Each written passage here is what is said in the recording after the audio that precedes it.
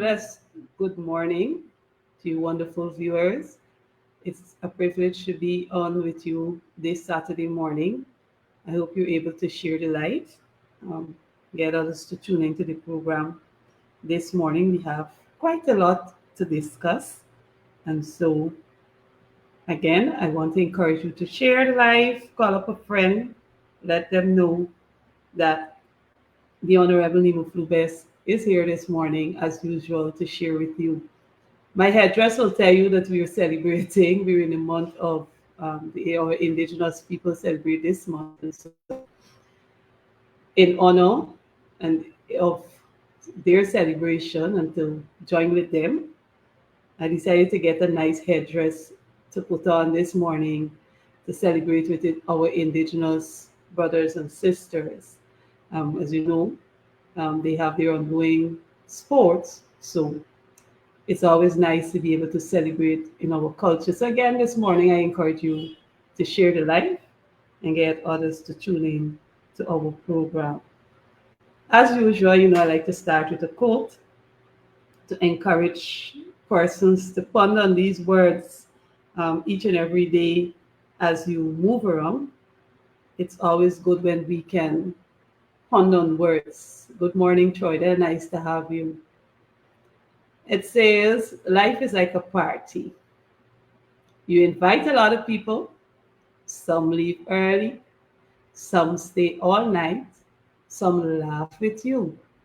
Some laugh at you. And some show up late. But in the end, after the fun, there are few who stay to help you clean up the mess. These are your real friends in life. And this is according to Mark and Angel. And let me read it again. As I said, words to ponder on. Life is like a party. You invite a lot of people. Some leave early. Some stay all night. Some laugh with you. Some laugh at you. And some show up late. But in the end, after the fun, there are a few who stay to help you clean up the mess. These are your real friends in life. Nice words to ponder on. And even as I saw this quote, I smile and I begin to laugh because there's so many things that are relatable. You can relate to those very thoughts. People come and go in your lifetime. I always recall a particular colleague of mine who would have passed a few years now, always used to say to me, he said, Nima, they are people, he would say, and then he would say they are people. And when I asked him to explain, he always said there are those in your life who will be there to cheer you on, support you genuinely. And then there are those who will pretend to cheer you on, and they're not genuine. So he always said to me, he said, pay attention, be alert when you do these things. And I can recall other things that my mom would have taught me when it comes to these things. So indeed, people will come and go, some will stay, but in it all, let us continue to trust God. All right. Moving along with my program, we have an international coach currently in the country for football, Joel Pritchett. And he is here meeting with footballers in a different area out in our communities, and we're really happy to have him around. I know that he will be a source of inspiration to many of our young people when we talk about sports development, providing such opportunities where our players can interact with coaches as well as players from the international level or from a different country, all adds to sport development and help the athletes. I know our footballers will be motivated as they come into contact with this coach, and then quite sure they will be able to speak of the experiences and the interactions they would have with the coach being here. So we want to welcome him to our country. We trust that indeed he will have a fruitful um, and enjoyable time in Guyana as he interact with our athletes at the local level. I also want to bring to your attention persons on the east bank of the Mwari. You know, roadworks are ongoing, and we can speak to the many hours that we have to spend in traffic to get from the east bank to Georgetown or wherever we're going. And if you're going to the airport to catch a flight, you better be early because you might very well be stuck in traffic for long hours and can miss your flight. There's several areas where works are ongoing, and we know that the systems being used are really not effective in helping to eliminate frustration and that people would encounter along the way sitting in the traffic. Only this week we saw the backup of traffic for long hours. I am always troubled, especially with our children who are coming down from Linden every morning for school. Like I've said before, some of them have to be on the bus since 4 a.m. because the bus have to move around to pick up these children and then they head to Georgetown. And these are children who are coming to the senior secondary school. And it is really heartrending when you see these children end up at school till 9:30, almost 10 o'clock after being in traffic. And when you talk to the drivers who bring them down, they say coming off the highway is not the issue. They get off the highway fairly comfortable, but the issue is on the east bank of itself. I'm calling on the relevant authority to put something in place. Either you give these buses a special pass to bring these school children down, um, or you have an escort for them from the junction to get them to Georgetown in a shorter time. Many times these children turn up to school and they've already missed the first period of the day. Also, the possibility when the registers are closed, they're marked absent. And I do not believe that is fair. And so I'm calling on the relevant authority to look into this issue. We have children who are traveling, even those who are coming from over the river sometimes. Parika area got these challenges with the traffic. I believe some system should be in place to ensure that these persons can actually get to school early. Our children, their school children, some amount of priority should be given for them to get to school at an earlier time so they wouldn't be missing a session or the names wouldn't be marked absent because systems are in place to facilitate their early arrival to the institution of learning. It is something that must be addressed, and I trust that the authorities will address the issue. And instead of sending persons to attack me on social media, you should address this issue because it is of grave concern to many persons. We have to do better when it comes to our children being able to move. And even recently, we saw what happened when they had the cricket being held here on the east bank of them, where we know people love cricket, but again, in planning, there are things that must be taken into consideration. We know one parking is being an issue, so we should look at the issues when it comes to parking. Maybe the government in hosting international competitions should have a system, maybe a bus service where you can bring people in a larger group in and use the bus to get them there instead of everybody driving. And then you would see on social media how persons would have complained bitterly about roads being closed only for ministers and specific people to use.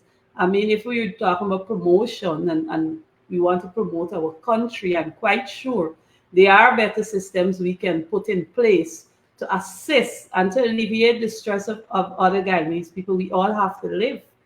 We all have our work to do daily. And of course, as much as we're happy to have these events being hosted in our country, I am quite sure that the persons, the powers that be, can actually sit down and come up with better plans and better thought pattern to assist in making life easy for the many Guyanese. And so These are things that we continue to pay attention to. We continue to speak to it and make recommendations. It's up to those in authority again to determine whether they will listen or they will take the advice given and probably look at how they can better improve these aspects of our social life. During the week, I received a letter from a gentleman from my constituency, and he would have asked me to post the letter on my page. But I thought posting the letter alone would not be enough. So I'm going to read the letter that he sent to me. He addressed the letter to me in relation to the topic of Ghana Lands and Survey Commission yet to grant a title to Tekram Mizir after 2 decades. How much longer must they wait? In the letter he posited, "Dear Madam, it is always difficult and challenging to receive proper and reliable services in Guyana, especially when dealing with public sector institutions. I've interacted with many public institutions and would rate their service as substandard to medium. These institutions are characterized by disorganization, inefficiency, poor internal controls, and a lackadaisical management approach. Some are embroiled in controversy and others are marred by allegations of corruption. For now, I would like to share my father's experience with the Guyana Lands and Survey Commission, a dilemma that has persisted for more than 2 decades. I believe this institution has outlived its usefulness and is plagued by ineptitude, corruption, and inefficiency. The way this institution operates are symptoms of great and underlying systematic problems which continue to plague the great nation over the years. It has continued unabated." He said for the past 20 years, his father, Tikram Mizir, have been trying to obtain title to his rice lands. He mentioned in 2004, he engaged Michael Hudson, a sworn land surveyor from the Guyana Lands and Survey Commission, to survey and divide a plot of rice land and file his application for title. He said while the process was being executed by Mr. Hudson, his father developed subsequent concern as to the accuracy division of the rice land. He just spoke about problem in 2005 where they have problems with the allocation. He said, my computation revealed that my father revealed at least 1 acre less, which confirmed his suspicion. And he went on to posit a whole lot of information. He said, in conclusion, the public sector is riddled with inefficiency, misfits, and incompetence. When there is gross mismanagement, senior staff are not terminated or disciplined. They're either transferred to another agency or promoted to higher positions. Much more needs to be done to ensure public accountability across all public institutions. Public institutions continue to fail the very citizens it was created to serve, while the ordinary citizens in Guyana suffer. This level of confidence and trust placed in these institutions is slowly diminishing. Public institutions and their actors must be held at higher standards of accountability and stewardship. Actors must be trustworthy and honest, and their records must withstand public scrutiny. The delivery of service should be smooth, transparent, and efficient, with minimal room for corruption and fraudulent behavior.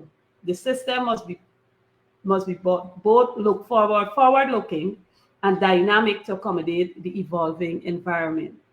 Strong governance, ethical leadership, and robust internal controls are increasingly important across all public institutions. Trust and confidence, when lost, are difficult to restore.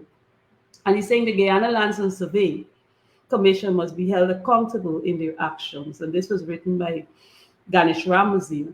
Now, this is a concerned citizen. He asked me to share his letter. I will publish it on my page later. All he asked me to do is to share the information with the public. I'm quite sure you and I can relate to the frustration we have encountered dealing with many of the institutions. Lands and Survey is no different. We know what Guyana Lands and Survey continues to do to many Guyanese. In the case of Mocha Arcadia, as you know, they have stopped collecting leases for persons and can't give a reason why since the PPPC government took office. So these are things that we continue to follow, and so Mr. Maziv has shared his story with us, and I'm quite sure that when you listen to the challenges he faced, many Guyanese can relate to what is happening. So we will continue to follow up, and I hope that the relevant authority will listen and attend to his matter as well as other matters that is before the Guyana Lands and Supreme.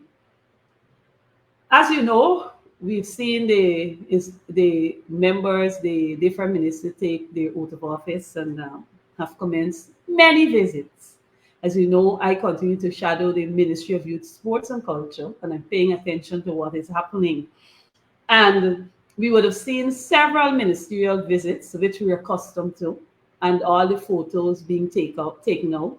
We must welcome the minister within the ministry, Mr. Jacobs, on into the Ministry of Youth, Sports and Culture, and I trust that he will be able to use his skills, his knowledge and experience to bring about the much needed difference in the Ministry of Youth, Sports and Culture. We know that for the last 5 years, this ministry is plagued with a lot of incomplete projects, be it at Linden, be it in Region 4, be it at Berbice. Many of these projects are incompleted. We've seen the minister who's returned to the ministry made several visits prior. I have it all in my file, and I normally follow up on all these visits and promises that are made. So we see them making their visits, their rounds.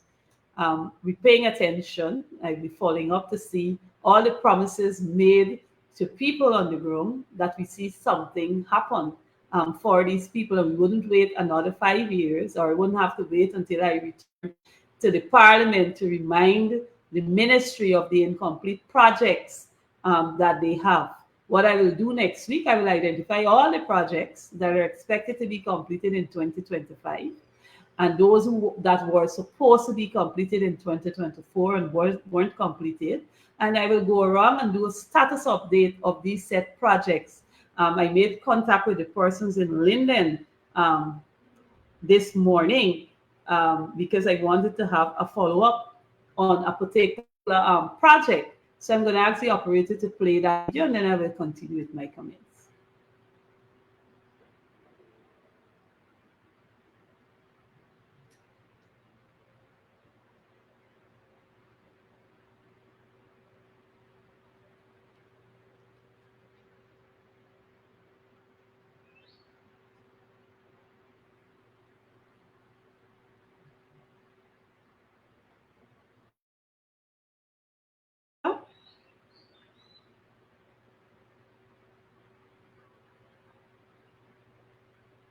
All right, Vizy is getting the video for Thank me. you, Comrade As you Chair. know, I would have posted Where in Linden will this this set video studio on my be page this morning. constructed?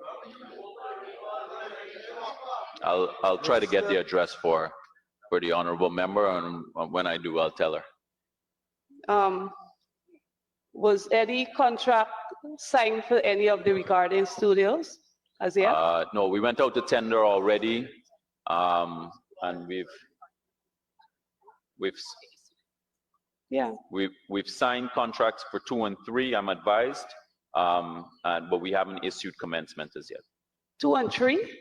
Region 2 and 3. Well, I went on the MPTAB website, and I noticed that on the 27th of December, 2024, Sovereignty Investment got a contract for the construction of the digital recording studio in Region 10 to $32,676,160. So I don't know if MPTAB website is wrong, so Honorable Minister. What's the question? Is the website wrong? MPTAB website. Is it wrong, Minister?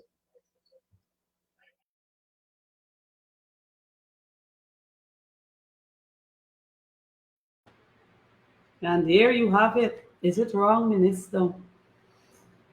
We know that a contract was signed for a recording studio in Region 10, and you hear the sum over 32 million, and we're yet to identify the address, as the minister said, for that studio, or any work to actually commence on that studio. That is what we've been faced with for the last 5 years. So I hope the minister, as he returns to office, that he will be truthful and bring the facts to bear. I'm still waiting for this to see the studio commence. The person already got the money, almost a year coming. December will be 1 year, and I can see a contractor receiving 32 million and change, and over 1 year, no work has commenced on the project. And there are many other projects that I will continue to follow up. I will visit. I will check them out to see what's happening. You know, a recording studio was built in Region 6, and and as far as I know, it is not functional. If I'm wrong, let them put out the information to show me that I'm incorrect with my information, and then I'll apologize for that. But as far as I know, that nothing is happening there. I don't know which musician in Region 6 is actually using, or musicians that are using this recording studio in Region 6.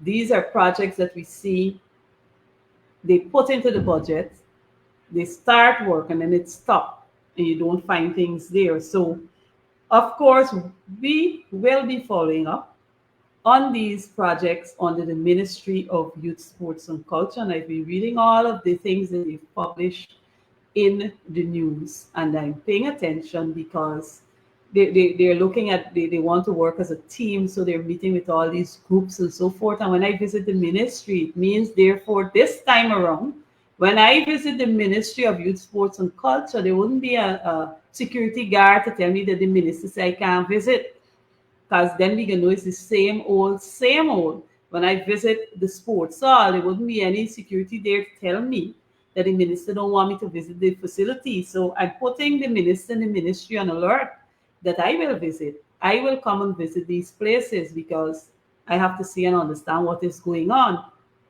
Interestingly enough, even as they visit, you would hear them speaking about different projects and different things they've done. I've noted the minister visited and spoke about the arts in one of the groups that he would have visited.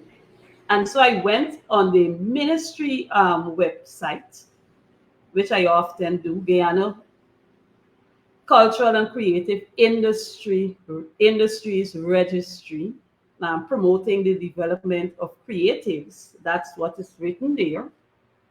And as you look at the bottom, you have these different categories: visual arts, music, dance, and so forth. There are other categories listed there.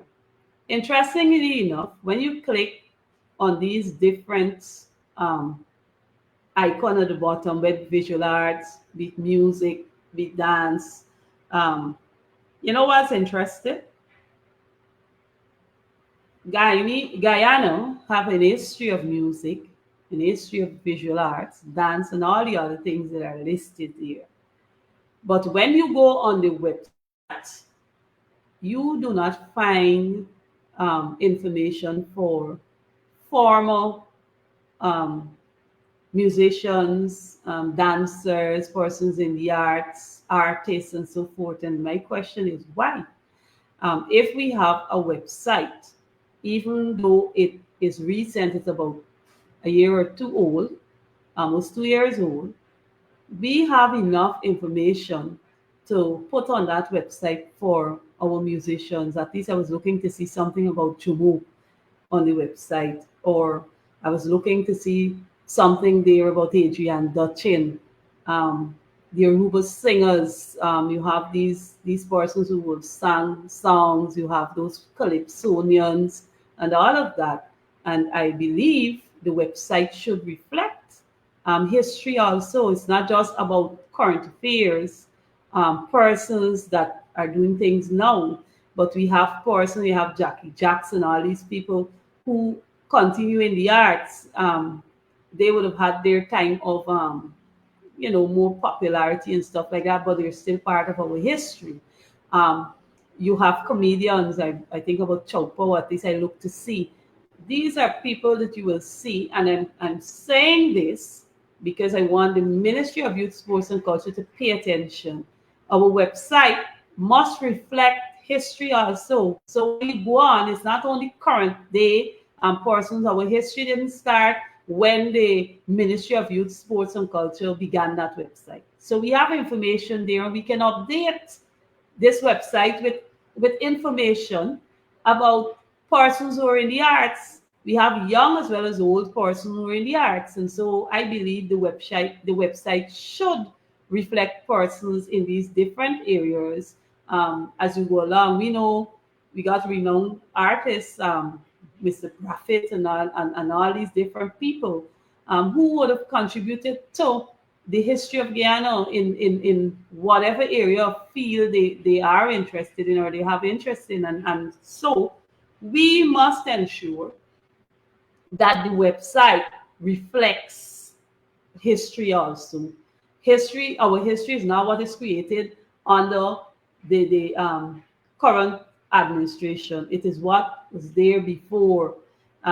Growing up, you would hear certain music, you would see certain people, you would enjoy certain craft. I'm a person very big on the craft, arts and craft. I try very much to promote our local products as a Guyanese. I wear my clothing that are sewn by our local seamstress, designers who make clothes. I love to promote their work, and it's also a way of tourism for our country. So when we go on these websites, it must reflect history in Guyana. And so I want to challenge Guyanese who probably never went on the website.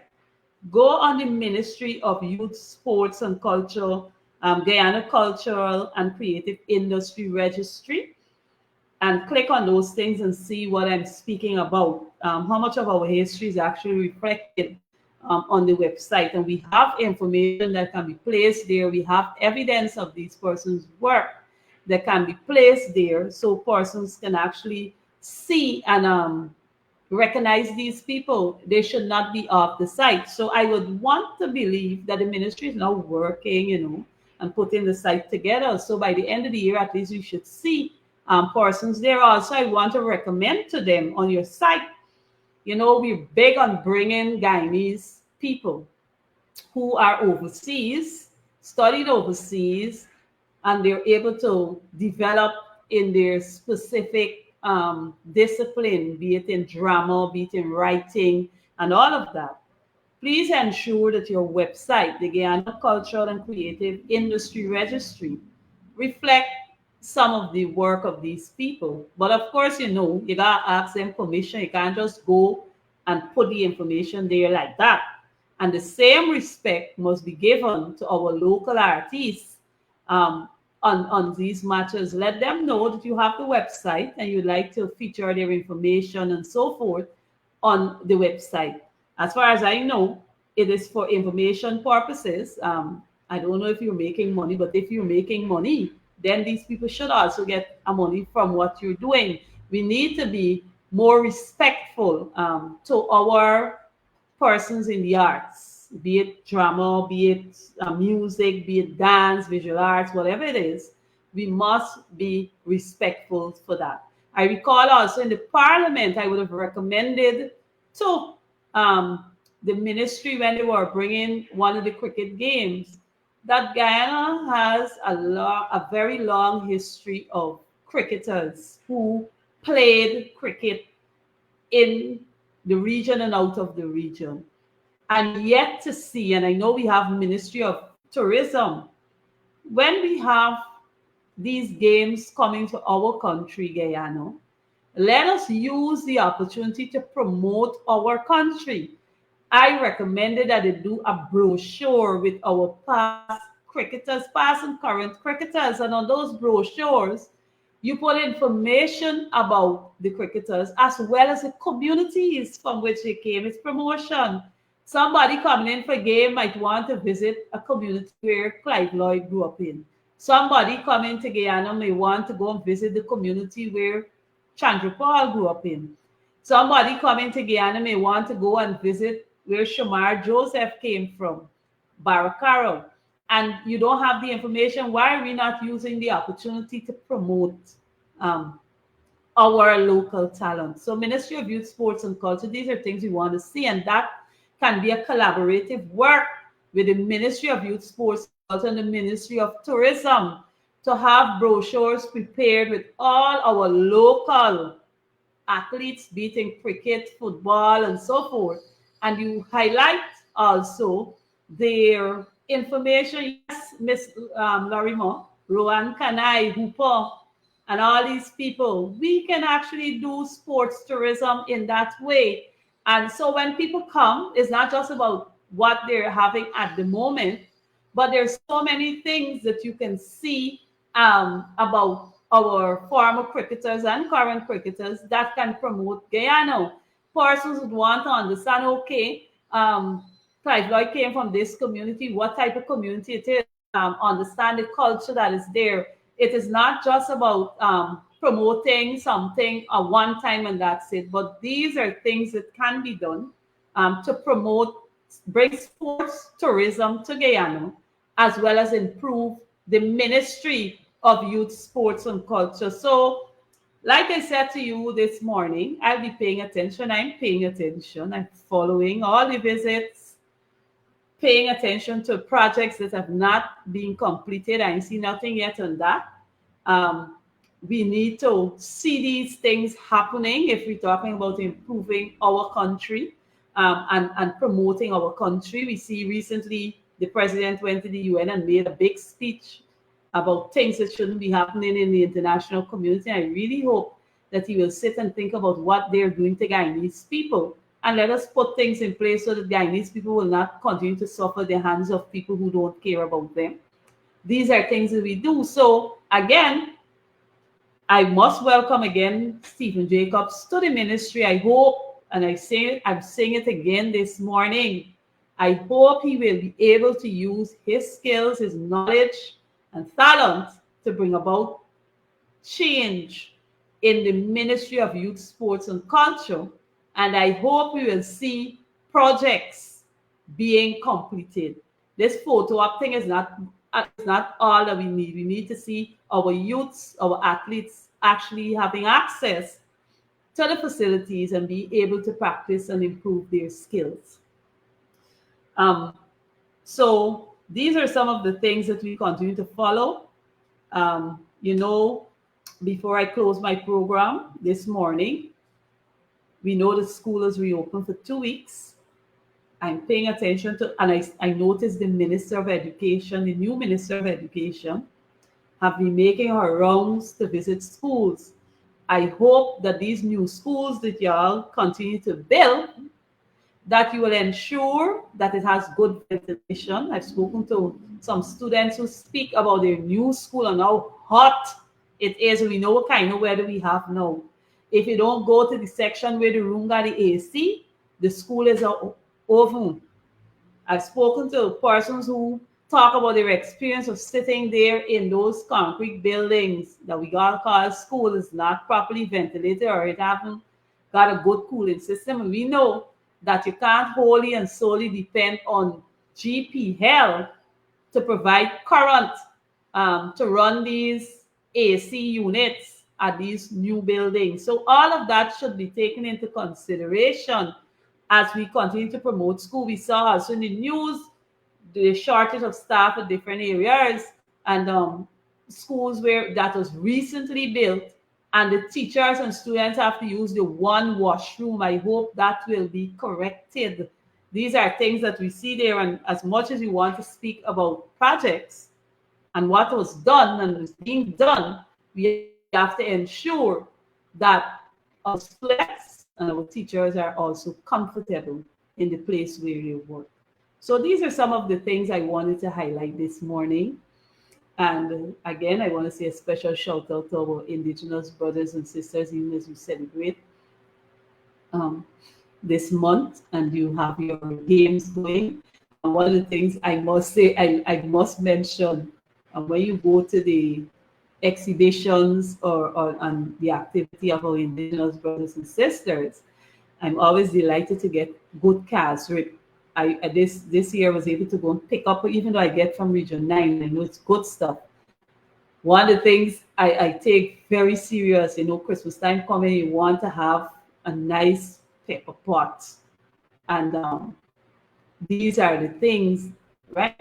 These are the things and the opportunity that you have to go and pick up the real deal in terms of the cash reap from these activities. So those are some of the things that I really enjoy when I go to these events, and I really enjoy the meal. I'm able to take home my cassava bread, nice cassava bread to enjoy, and so I really enjoy the delicacy, all these foods and so forth that they have there. And of course, yes, Miss Lorimo, we cannot forget safety about our children, because we must remember those 19 children that lost their life in Madio. So safety is also critical at these new schools that they continue to build and construct. In closing this morning, I want to reflect on my quote, and I must thank all those who've tuned in, Miss Bascom, nice, and Miss Clark. Life is like a party. You invite a lot of people, some leave early, some stay all night, some laugh with you, some laugh at you, and some show up late. But in the end, after the fun, there are a few who stay to help you clean up the mess. These are your real friends in life. I want to thank you all for being my real friends who continue to be on the live and be on my program and support me. God bless you and enjoy the rest of your day. Thank you so much.